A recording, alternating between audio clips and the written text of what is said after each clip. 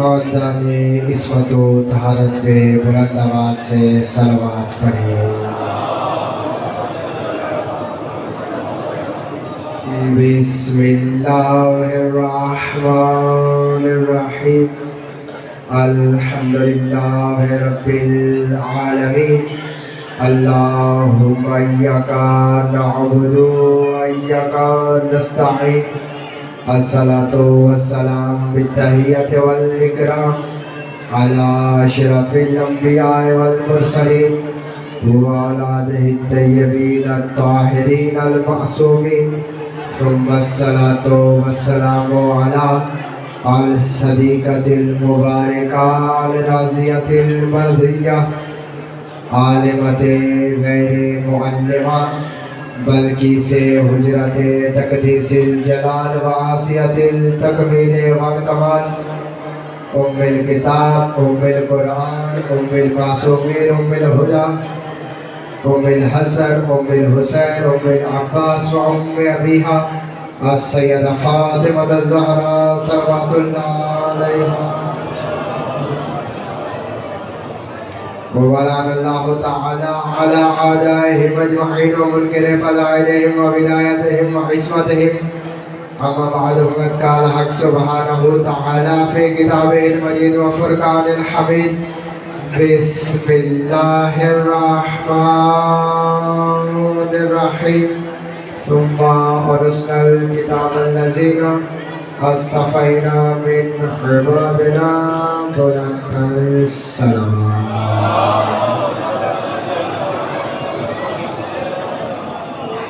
اجازت سے ذکر شروع کیا جا سکے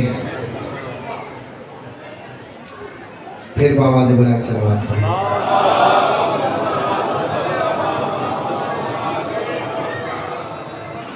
توجہ کیجیے گا، آپ کی سوچوں سے کم وقت میں نے پڑھنا ہے۔ خدا کا کام ہے دین بنانا، نبی کا کام ہے دین پہنچانا، اور امام کا کام ہے دین بچانا۔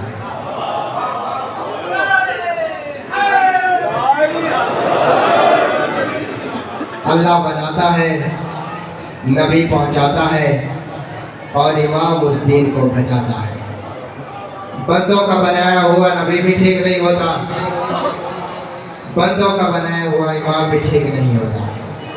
جس نے دین بنایا ہے وہی جانتا ہے کہ نبی کیسا ہونا چاہیے، اور وہی جانتا ہے کہ امام کیسا ہونا چاہیے۔ خدا نے پہلا ہادی حضرت آدم کو بنایا تھا، بغیر تخت کے، بغیر تاج کے۔ اللہ نے آدم کو تخت نہیں دیا، تاج نہیں دیا۔ میرے مالک تو نے حضرت آدم کو تخت اور تاج تو دیا ہی نہیں، پھر ہمیں کیسے پتہ چلے گا کہ تیرا بنایا ہوا کون ہے اور بندوں کا بنایا ہوا کون ہے؟ میرے مالک تو نے حضرت آدم کو کوئی جاپ و جلال پروٹوکول تو دیا ہی نہیں۔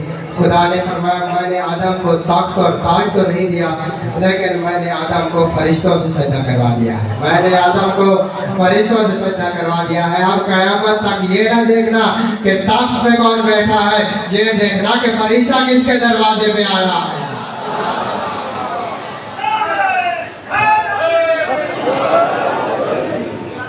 زمانے میں اہمیت کتنی ہے امام کی۔ بندے قیامت والے دن امام کے پیچھے جائے گے۔ اگر امام اچھا ہوگا تو ماننے والے بھی جنت میں جائیں گے، اگر امام برا ہوگا تو خود بھی جہنم میں جائے گا، اور ماننے والوں کو بھی جہنم میں لے کے جائے گا۔ ہم بڑے مطمئن ہو کے سو جاتے ہیں، کیونکہ ہمیں خبر ہے کہ ہمارا امام صرف جنت نہیں والے کے جنت بھی ہے۔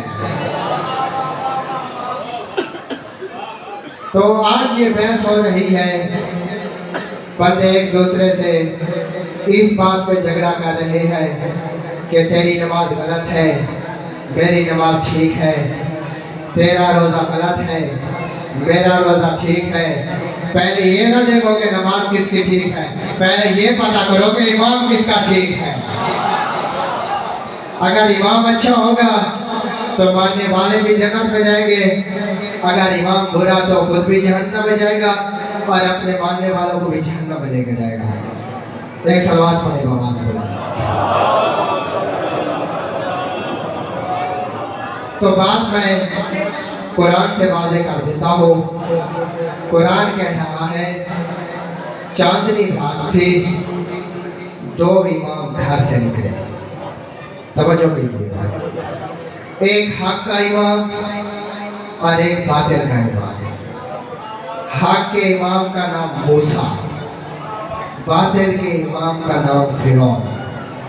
آگے موسیٰ، پیچھے موسیٰ کی قوم، اس کے پیچھے فرعون۔ آگے موسیٰ کے پیچھے موسیٰ کی قوم اور پیچھے فرعون۔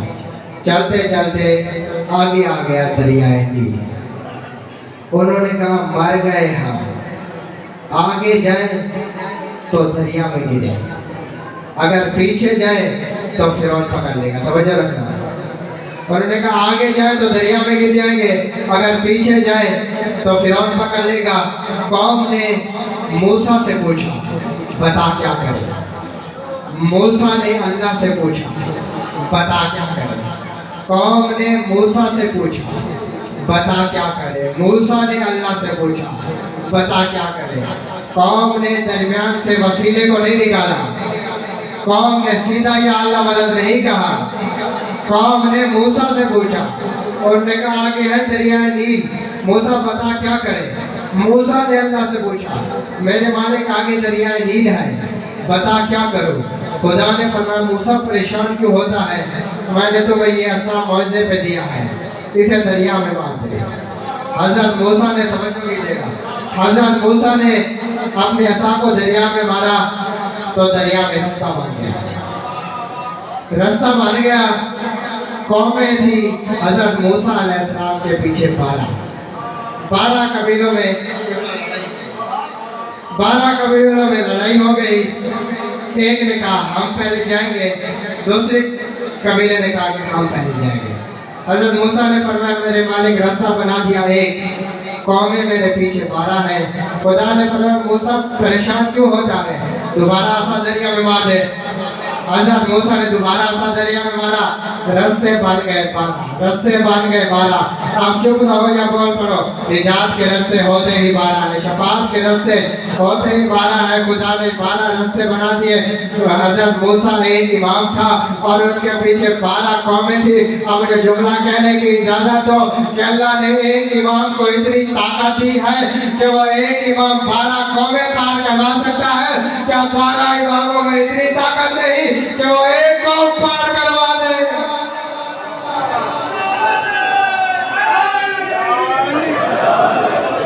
بالکل آخری 2 جملے ہیں۔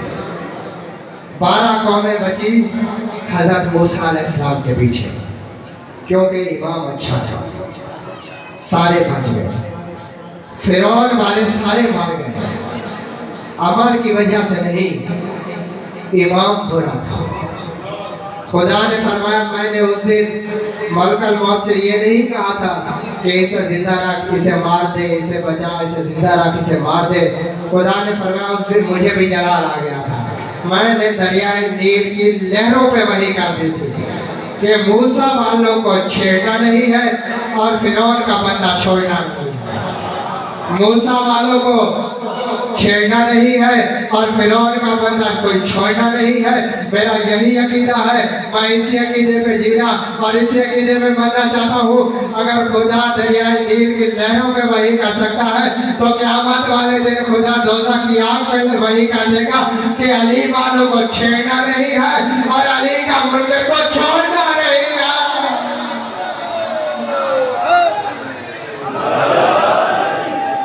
علی والوں کو نہیں چھیڑنا اور علی کے منکر کو چھوڑنا نہیں۔ جب حضرت موسیٰ دریا سے نکل کے باہر آئے تو حضرت موسیٰ نے دیکھا کہ جو بندے لے کے آیا تھا وہ سارے بچ گئے ہیں۔ تو حضرت موسیٰ نے جب گنتی کرنے شروع کی تو حضرت موسیٰ کی حیرت کی انتہا نہ رہی، ایک بندہ زیادہ بچ گیا۔ حضرت موسیٰ علیہ السلام نے فرمایا دیکھو تو صحیح یہ بندہ کون ہے جو ایک زیادہ بچ گیا. بالکل آخری جملہ اور آپ کی زحمتوں کو تمام کرو. حضرت موسیٰ علیہ السلام نے جب سب بندوں کو دیکھا تو ان میں سے ایک شخص منہ کو چھپائے ہوئے کھڑا تھا. حضرت موسیٰ علیہ السلام نے فرمایا اپنا چہرہ دکھا. جب اس نے منہ سے رومال کو ہٹایا تو حضرت موسیٰ کی حیرت کی انتہا نہ رہی کہ سامری جادوگر فرعون کے دربار کا سرکاری جادوگر جسے فرعون جو جادو دکھا کے فرعون کو اللہ بنواتا تھا وہ بچ گیا اور جسے اللہ کہلواتا تھا وہ فرعون مر گیا. حضرت موسیٰ نے فرمایا سامری تو مجھے بچا بس تو مجھے بتا کہ تو نے نہ میرا کلمہ پڑھا نہ تو نے میرے پیچھے نمازیں پڑھی تو بچ کیسے گیا؟ سامری نے کہا جان کی امان دے تو بتاؤں کیسے بچا. حضرت موسیٰ نے فرمایا ہاں بتا کیسے بچا. اس نے کہا میں نے آخری لمحوں میں امام تبدیل کر لیا تھا. میں نے آخری لمحوں میں اپنے امام کو تبدیل کر لیا تھا. حضرت موسیٰ نے فرمایا کب میرے پیچھے آیا؟ جب دریا میں رستہ بنا تب. اس نے کہا نہیں دریا سے رستہ بننے سے پہلے. اگر یہ دریا میں رستہ بنتا دیکھ لیتا پھر حضرت موسیٰ کے پیچھے آتا تو اللہ نے نہیں بچانا تھا. دیکھ کے مانا تو پھر کیا مانا. اس نے کہا میں تیرے پیچھے پہلے ہی آ گیا تھا. حضرت موسیٰ نے فرمایا جب تو نے دریا میں رستہ بنتا دیکھا ہی نہیں تو میرے پیچھے کیوں آیا؟ سامری نے کہا موسیٰ جب تو گھوڑا دوڑا کے جا رہا تھا تو میں بھی تیرے پیچھے پیچھے آ رہا تھا تو آگے آ گیا دریا نیل تو پھر بھی مطمئن ہے. تو میں نے کہا کہ موسیٰ کو آگے دکھ نہیں رہا کہ دریا نیل ہے. میں نے کہا شاید موسیٰ کو نظر نہ آ رہا ہو لیکن لہروں کا شور بتا رہا ہے کہ آگے دریا ہے. لیکن حضرت موسیٰ سامنے نے کہا لیکن موسیٰ تو پھر بھی گھوڑا دوڑا کے جا رہا تھا. بالکل آخری جملہ حضرت موسیٰ نے فرمایا تو پھر اس نے کہا جب میں نے تیرا چہرہ دیکھا تو تیرے چہرے کے اطمینان نے مجھے بتایا کہ تیرے ساتھ کوئی ہے. اور جب میں نے اپنے امام کا چہرہ دیکھا تو وہ اترا ہوا تھا. حضرت موسیٰ نے فرمایا تو تب میرے پیچھے آ گیا. اس نے کہا ہاں میں تب تیرے پیچھے آ گیا. ایک سلوات پڑھے بابا سے بولا بس خدا اتنا کافی. زندگی